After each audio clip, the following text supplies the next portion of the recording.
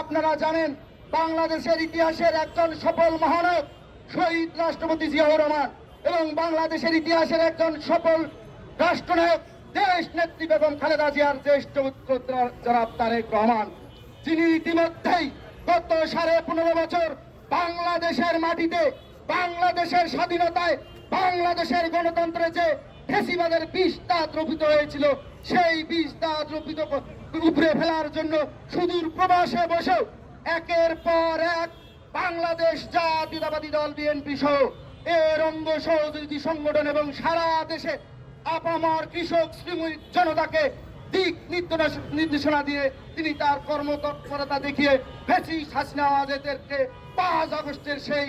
সৈন্যজ্জ্বল অধ্যায় রক্ষা করেছিল, অর্জিত হয়েছিল। প্রিয় সহযোদ্ধা বন্ধুগণ, সেই আমাদের হৃদয়ের স্পন্দন, আমাদের প্রাণ, বাংলাদেশের প্রাণ দেশ নায়ক জনাব তারেক রহমান আমাদের দীর্ঘ প্রতীক্ষার অবসান ঘটিয়ে আগামী 25 ডিসেম্বর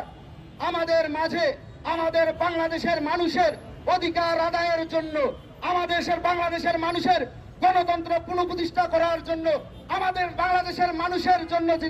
তিনি যে 31 দফা কর্মসূচি প্রণয়ন করেছেন, সেই কর্মসূচি বাস্তবায়ন করার জন্য তিনি বাংলাদেশের আপামর কৃষকের জন্য তিনি যে কৃষক কার্ড ঘোষণা করেছেন, সেই কৃষক কার্ডের আওতাধীন সকল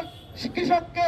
আনার জন্য তিনি যে মায়েদের জন্য ফ্যামিলি কার্ড ঘোষণা করেছেন, সেই ফ্যামিলি কার্ড বাস্তবায়ন করার জন্য, এবং তিনি যে আধুনিক এবং বিশ্বের নামকরা বিশ্ববিদ্যালয়ের সাথে প্রতিযোগিতায় টিকে থাকার জন্য যে আনন্দময় শিক্ষা ব্যবস্থার, যে কর্ম পরিকল্পনাময় শিক্ষা ব্যবস্থার বাস্তবায়নের জন্য ইতিমধ্যেই পরিকল্পনা কর্মসূচি ঘোষণা করেছেন, সেই কর্মসূচি বাস্তবায়নের জন্য তিনি আমাদের অধীর আগ্রহের প্রতীক্ষার অবসান ঘটিয়ে 25 ডিসেম্বর বাংলাদেশের মাটিতে অবতরণ করবেন। প্রিয় সহযোগী